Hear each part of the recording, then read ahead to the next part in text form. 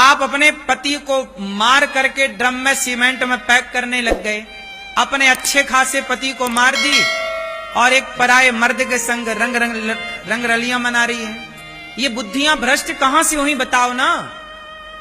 आप क्यों नहीं समझते वेश क्या है? ये इमारत बनी है तो इसकी नींव मजबूत है तो ये टिकी हुई है। यदि ये वेश कमजोर होता फिर टिकी ना रहती। आप कितना भी सजा लो, ऊपर पैंट पुट्टी मार लो, पर नीचे कमजोर है तो टिका ना रहेगा कुछ। हम सनातनियों का वेश हमारी शुद्धि है। आप कितनों को ये बात पता है कि हमारे बाप दादे कह गए हैं कि जैसी राखे शुद्धि वैसी बने? ये बात सही है कि गलत है? तो क्यों नहीं मानते? सही है तो मानो, वरना नुकसान अनिरुद्धाचार्य का ना होगा, तुम्हारा होगा। अपने पति की छाती में खंजर मारने वाली स्त्री कैसी रही होगी? भोजन में नींद की गोलियां मिलाने वाली, सुला करके उसका मर्डर कर देने वाली, सीमेंट भर देने वाली पत्नी कैसी रही होगी? बताओ जरा, इससे क्या सिद्ध होता है?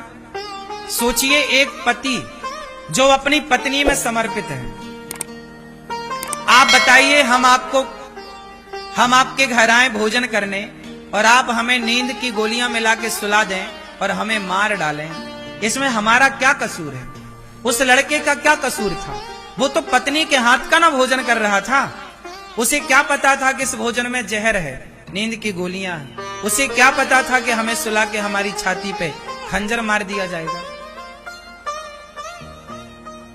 मैं सवाल उस लड़की से नहीं, सवाल मैं ये करता हूं कि उस लड़की की आखिर ऐसी बुद्धि हुई क्यों?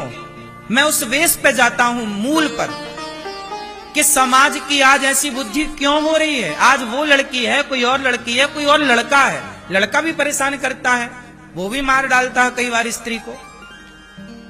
क्यों? सवाल ये है कि आदमी, हम सनातनी हैं, हम लोग ना चूहा को भी नहीं मारते, मच्छर को मारना पाप समझते हैं सनातनी लोग। गाय को रोटी निकालते हैं, कुत्ते को रोटी निकालते हैं, बोलो हाँ, हम चींटियों को आटा डालते हैं। सोचिए, जिस सनातन में चींटी का भी हम सम्मान करें आटा डालकर, हम मच्छर मारने को पाप समझें, उस देश में वो सनातनी यदि पति को मार डाले, पत्नी को मार डाले, तो बताइए।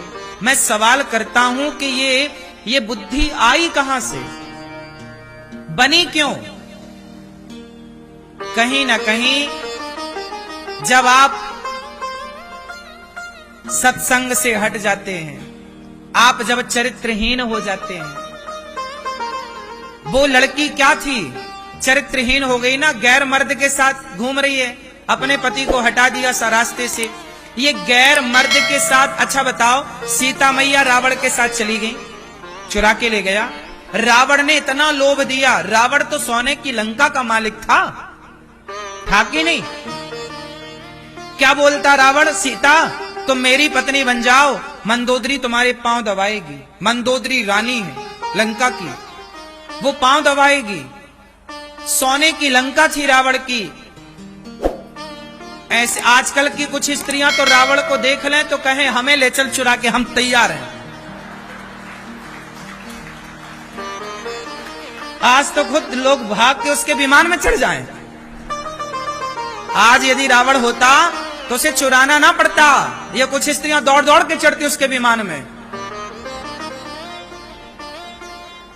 नहीं, लेकिन सोचो माता सीता के बारे में कि सोने की लंका में रहकर आ गई माता सीता। इतना उसने प्रलोभन दिया, इतना प्रलोभन दिया, लेकिन धन्य है, ये नारियों को सीखना चाहिए कि सोने की लंका को लात मार के वनवासी राम के संग रहने सीता मैया आ गई। पति कितना गरीब हो, लेकिन नारी को कभी अपने पति का त्याग नहीं करना चाहिए। ये सीता मैया ने करके दिखाया है। अब बताइए, ऐसी नारियां जिस देश में हुआ करती थी कि लंका को लात मार के और वनवास में रहने वाले राम को अपनाएं, वरना सीता मैया का भी मन डोल जाता इतना धन देखकर। इसलिए मेरी मां, अपना धर्म ना जाने देना। तुम्हारा धर्म क्या है? पति के साथ रहना